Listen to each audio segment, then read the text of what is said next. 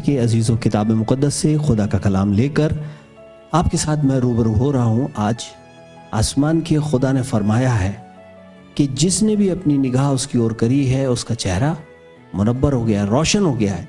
ये बात हमेशा मैं भी याद रखता हूँ और खुदा के लोगों को ज़रूर मैं बताता हूँ कि अपनी निगाह आसमान की खुदा की ओर रखिए। परिस्थिति चाहे जैसी भी हो, हालात चाहे जैसे भी हो।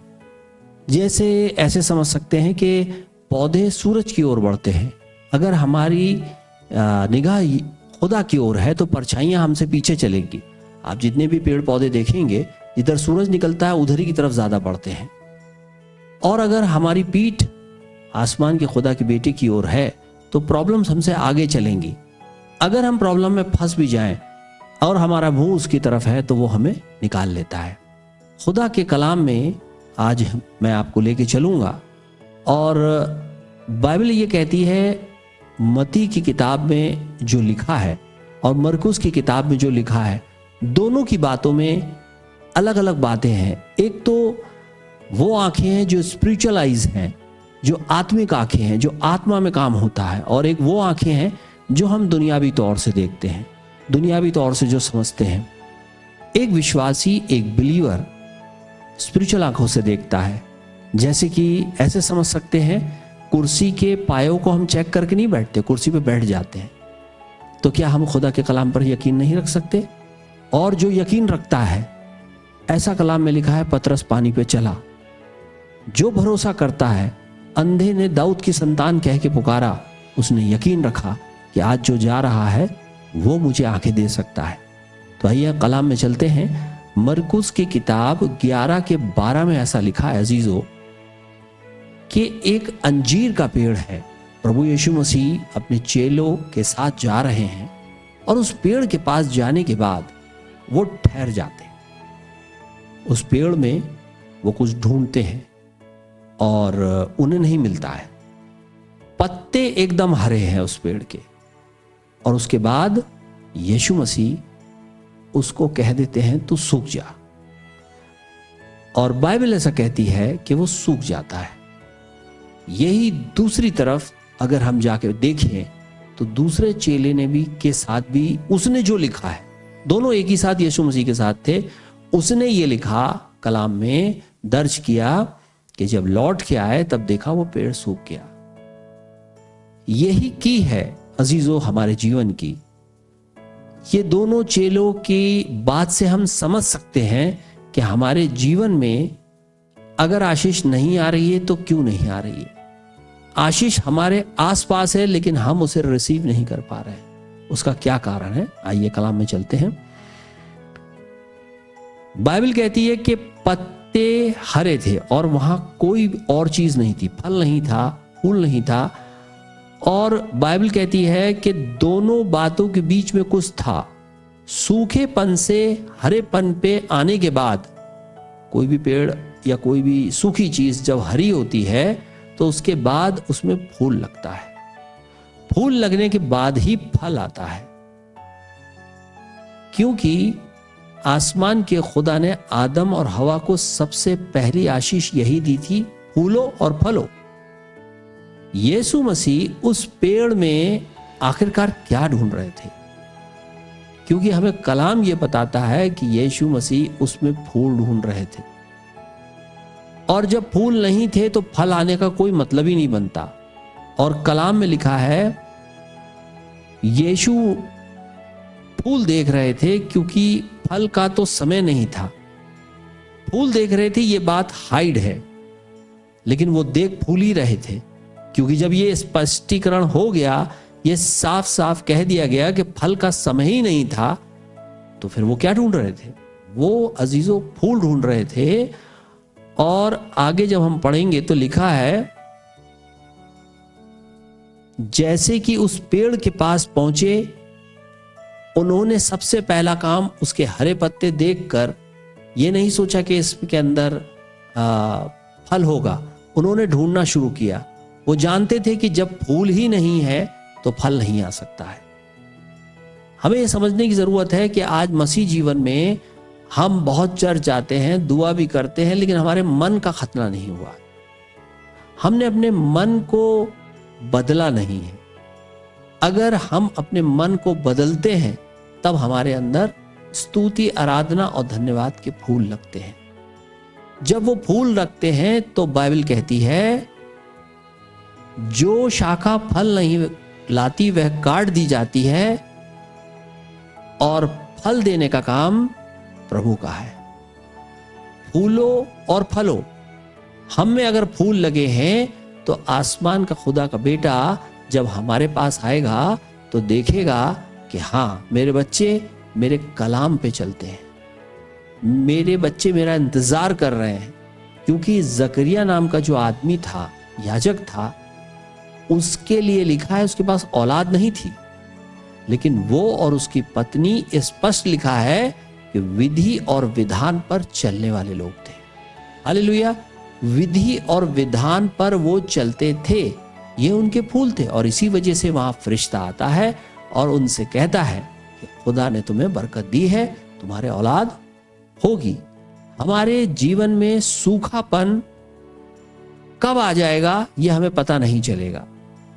यहां पर चेले जो देख रहे हैं, मरकुस की किताब में लिखा है, मरकुस ने ये लिखा है कि यीशु मसीह ने उस दिन उस पेड़ को ये कहा तू सूख जा, और वजह यही थी कि उसके अंदर कोई फूल नहीं था।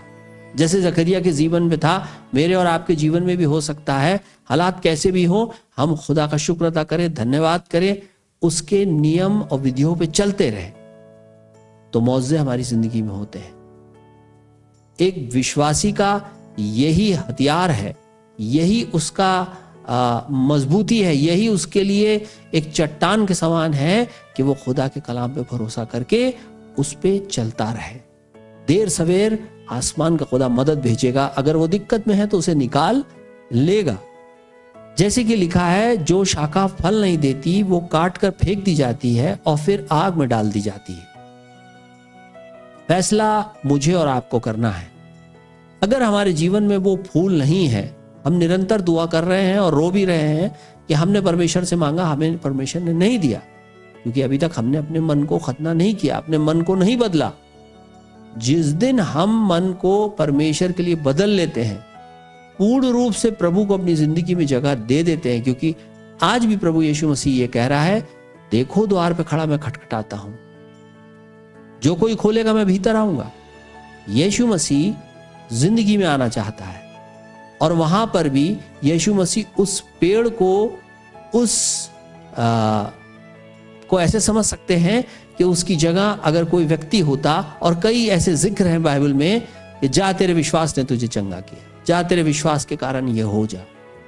उस पेड़ रूपी जीवन हमारा नहीं होना चाहिए कि पत्ते तो बहुत हरे हैं ऊपर से, लेकिन अंदर कुछ भी नहीं है, वचन नहीं है। क्योंकि अगर होता तो यीशु मसीह जो ढूंढ रहे थे, आज मेरी और आपकी जिंदगी में भी वो ढूंढ रहे हैं कि क्या वो फूल हैं, और अगर फूल हैं तो फल हम अपनी मर्जी से नहीं लाते। बाइबल कहती है कि वो शाखा मुझ में होती है और वो फलवंत होती है। यीशु मसीह ही हमें वो फल देगा, इसलिए अपने जीवन में हम तैयारी करते हुए रखें। बाइबल कहती है, मरकुस की किताब में लौट कर देखा और मत्ती की किताब में लिखा है कि वो सूख गया। दोनों चेलों की बात में ये अंतर क्यों है? स्पिरिचुअल आई और अर्थली आई।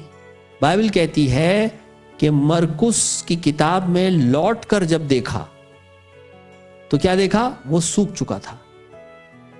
और मत्ती की किताब में अगर देखें तो यीशु मसीह ने जिस वक्त कहा उसी वक्त वो सूख गया। अजीजों, एक ने लिखा बाद में सूखा, दूसरे ने लिखा तुरंत सूख गया। अब मेरा सवाल आज आपसे है, और आपका सवाल अपने आप से होना चाहिए था, पेड़ कहां से सूखता है? पेड़, आपका जवाब होगा जड़ से सूखता है। हाँ, बिल्कुल ठीक है, जड़ से सूखता है। तो जड़ क्या मुझे और आपको दिखाई देती है? नहीं दिखाई देती। हम लोग तब ये मानते हैं कि पेड़ सूख रहा है जब उसके पत्ते सूखने लगते हैं। मरकुस ने लौट के देखा, ये दुनियावी आंखें हैं। मत्ती ने तुरंत देखा।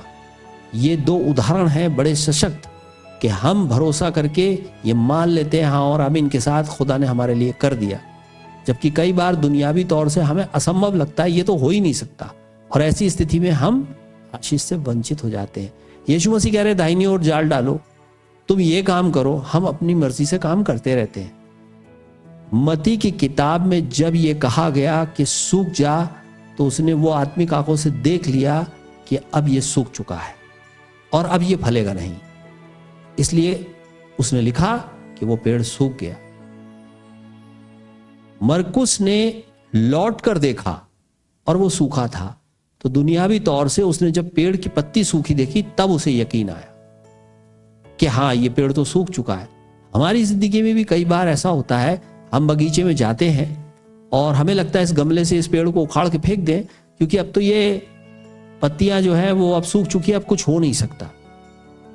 लेकिन हम जब थोड़ा सा समय देते हैं तो देखते हैं कि उसके अंदर हरी पत्तियां आने लगती है, क्योंकि जड़ें कब हरी हो रही हैं ये हमें नहीं पता, जड़ें कब सूख रही हैं हमें नहीं पता, ये सिर्फ परमेश्वर को पता है।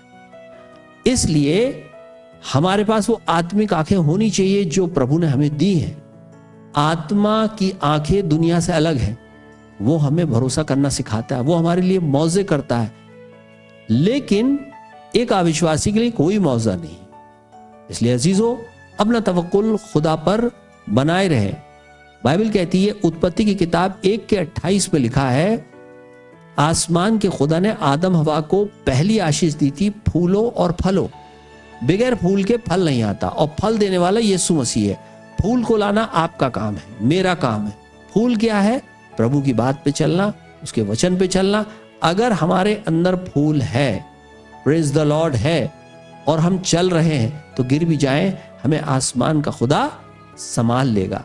उस हरे पेड़ को हम ऐसे भी समझ सकते हैं कि एक दरवाजा अपनी चूल पे घूमता है, वो जाता कहीं नहीं है, वो उसी जगह पर घूमता रहता है, लेकिन वो जाता कहीं नहीं। ऐसा ही कई बार हमारा भी जीवन होता है, प्रेज द लॉर्ड कह रहे हैं, सब कह रहे हैं, लेकिन वो नहीं कर रहे जो परमेश्वर के वचन में लिखा है। कर अपनी मर्जी से रहे हैं, अपनी धार्मिकता स्वयं बना ली है। अगर चोरी भी हो रही है तो प्रभु थोड़ी सी तो करी है, गुनाह मान लेने में भलाई है अजीजों। वो आंखें जो खुदा ने दी है उसका इस्तेमाल हमें करना चाहिए, तब हमारे जीवन में संपन्नता आती है। बाइबल कहती है कि पतरस से यीशु मसीह ने सिर्फ एक बार ये कहा था कि ये भीड़ मुझे दवाई दे जा रही है, क्या तेरी नाव पे आ जाऊं? पतरस ने थोड़ा सा सोचा कि चलो अच्छा कह रहे हैं तो मैं दे देता हूं। बाइबल ऐसा कहती है कि पतरस ने यीशु मसीह को अपनी नाव में जगह दी, और बदले में हर जगह यीशु मसीह उसके साथ थे। जब उसकी सास बीमार थी, वो घर पे नहीं था, लेकिन यीशु मसीह थे। आज अगर हम उसके आगे सिजदा करते हैं, घुटने टेकते हैं, तो आज हमारे घर, खानदान, हमारे जीवन में वो बातें जो हमें पता भी नहीं, मुसीबत हमारे सामने होती है, लेकिन वो हमारे साथ होता है और हम उसमें से निकल जाते हैं। बाइबल कहती है कि जब उसे टैक्स देना था, तब भी यीशु मसीह उसके साथ थे। बाइबल कहती है, प्रभु ने उससे पूछा तू क्यों उदास है? उसने कहा कि क्या तुझे कर देना? उसने कहा तेरे पास पैसे नहीं, ठीक है। प्रभु ने कहा जा तुम एक मछली पकड़ो। प्रभु ने कोई जादू चमत्कार नहीं किया, प्रभु ने उसको काम दिया, और वो गया और उसने मछली पकड़ी, और तब उसे एक सिक्का मिला, और उसने अपने बदले और प्रभु के बदले दिया। इसका मतलब क्या है? प्रभु के काम के लिए भी आप खर्च कर पाएंगे, अपने लिए भी खर्च कर पाएंगे, इतनी आशीष परमेश्वर आपको देगा। इसके बाद हमें यह बाइबल कहती है कि पतरस की परछाई में लोग जाते थे, डाल दिए जाते थे, और लोगों के जीवन में मौजे हो जाते थे, उनके जीवन में बड़े बड़े काम परमेश्वर करता था। और बाइबल कहती है कि यीशु मसीह ने उस दिन उस पेड़ को कहा सूख जा, और वो पेड़ सूख गया। इससे पहले कि ऐसा वक्त आए, हमारे जीवन को ये आदेश दे दिया जाए जब इस दुनिया से हम जाएं कि अब हम मजबूर हैं तुम्हें वहां भेजने के लिए। अजीजों, नर्क हमारे लिए नहीं बना, वो खुदा की बातें ना मानने वालों के लिए बना है, हमारे लिए नहीं बना। और अगर हम भी नहीं मानते तो हमें भी वहीं जाना पड़ता है। बाइबल कहती है लूका की किताब 1:5 में, जकरिया का जिक्र मैंने आपसे किया, वो दोनों लोग परमेश्वर के धर्म की बातें करते थे, उनके साथ चलते थे, आज्ञा और विधियों पे चलते थे, और 1:7 में लिखा है उनके पास फिर भी कोई संतान नहीं थी। कई बार ऐसा होता है कि हम खुदा के कलाम पे चल रहे हैं, परमेश्वर के वचन को पढ़ रहे हैं, फिर भी हमारे जीवन में कष्ट है। लेकिन इनको देखिए, इन्होंने एक बार उफ नहीं किया। वो जानते थे उनका परमेश्वर सही वक्त पे उनको औलाद देगा, और उन्हें औलाद दी। इसलिए हमारी जिंदगी में हालात चाहे जैसे भी हो, हम खुदा का शुक्र अदा करते रहें। वो आंखें जो खुदा ने हमें दी हैं, स्पिरिचुअल आइज, जिससे हमें वो दिखता है जो दुनिया को नहीं दिखता, उन आंखों से देखें। खुदा ने आपके लिए मदद भेज दी है।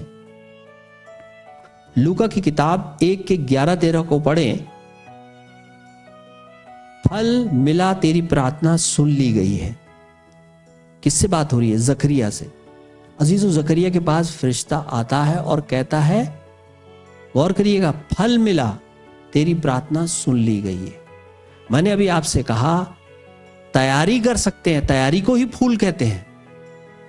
फूल लगना, फल के आने से पहले तैयारी करना, वो तैयारी ही हमको प्रभु के आगे ले जाती है, और तब प्रभु बरकत देता है। बाइबल कहती है मछली रोटी भी एक तैयारी में था। तुम्हारे पास क्या है? उन्हें मछली रोटी लाए, और प्रभु ने उसे आसमान की तरफ उठा के बरकत दी, और वो बढ़ गई। जिंदगी में हमारे पास जो कुछ भी है, चाहे वो समस्या हो, परेशानी, सब प्रभु के आगे रखें। प्रभु आपको आशीषित करेगा। इंफॉर्मेशन नहीं, परमिशन हमें अपनी जिंदगी में चाहिए। और अजीजों, अगर ऐसा करते हैं तो यकीनन खुदा हमें बरकत देता है। जैसे कि आज मैंने खुदा के कलाम से आपको बताया, एक चेले ने कहा कि पेड़ तुरंत सूख गया, और दूसरे ने कहा जब वो लौट के आया तब उसने देखा। हम इन दोनों में से कौन सी वाली आंखें रखते हैं? एक वो जो बिस्तर पे पड़े पड़े रो रहे हैं बरसों से कि अब देखेंगे, जब सब कुछ हो गया तब हमें लगा कि हाँ चलो ठीक है। लेकिन एक वो भी व्यक्ति है जिसने पहले ही देख लिया कि ये पेड़ सूख गया। मुझे और आपको ये फैसला करना है अपनी जिंदगी में कि हम प्रभु के कलाम पे भरोसा रख के वो स्पिरिचुअल आंखों से देख रहे हैं। अगर आज हमने दुआ करी है, बर्तन खाली है, मगर हमें ये हौसला है कि इससे पहले कि हम कष्ट में चले जाएं, वो बर्तन भर जाएगा। Hallelujah, praise the Lord, God bless you, shalom, खुदा आपको बरकत दे। आइए हम लोग दुआ करें, अपनी आंखें बंद करें। धन्यवाद, थैंक यू जीसस, धन्यवाद पिता परमेश्वर, अपने सामर्थ्य हाथ को बढ़ा। तेरे लोग तेरे को पुकारते हैं, उनकी जो ख्वाहिशें आज दिल में लेके इस इबादत में शामिल हुए, उनको पूरा कर, अपना अनुग्रह कर, हर एक व्यक्ति को नाम नाम आशीष दे। यीशु नासरी के नाम में इसी समय मांगते हैं तेरे मीठे पवित्र नाम से, आमीन। God bless you, shalom.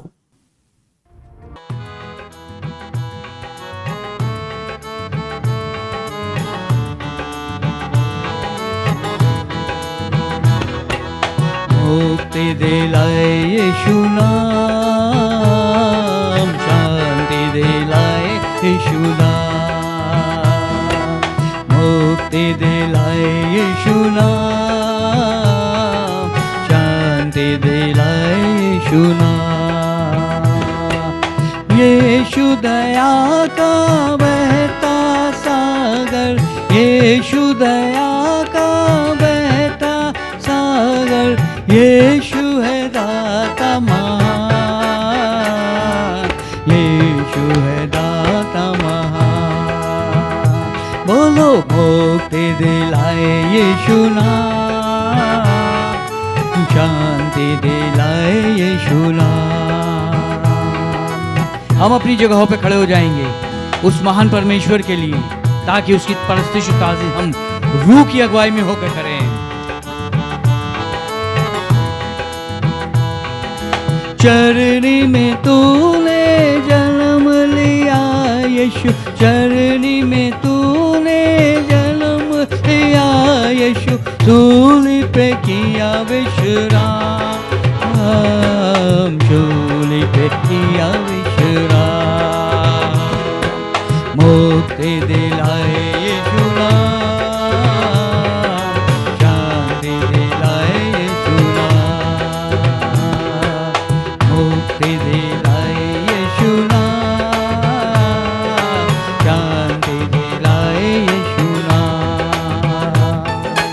हम सब के पापों को मिटाने, हम सब के पापों को मिटाने यीशु हुआ बलिदान, यीशु हुआ बलिदान। मुक्ति दिलाए यीशु नाम, शांति दिलाए यीशु नाम। बोलो मुक्ति दिलाए यीशु नाम, शांति दिलाए यीशु नाम। Hallelujah Lord.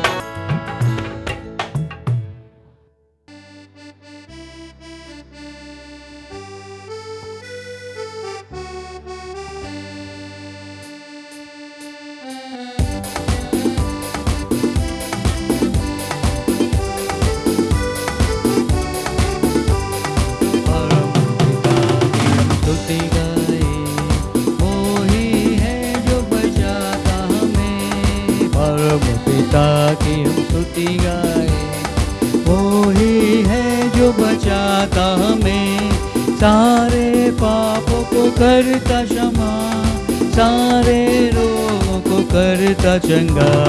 परम पिता की हम स्तुति गाए, वो ही है जो बचाता हमें।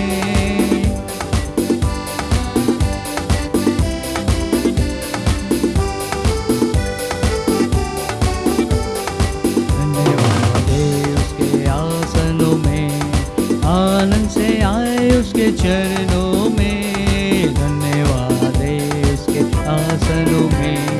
आनंद से आए उसके चरणों में, संगीत गाते खुशी से, मुक्ति की चट्टान को जय ललकारे। परम पिता की हम स्तुति गाए, वो ही है जो बचाता हमें।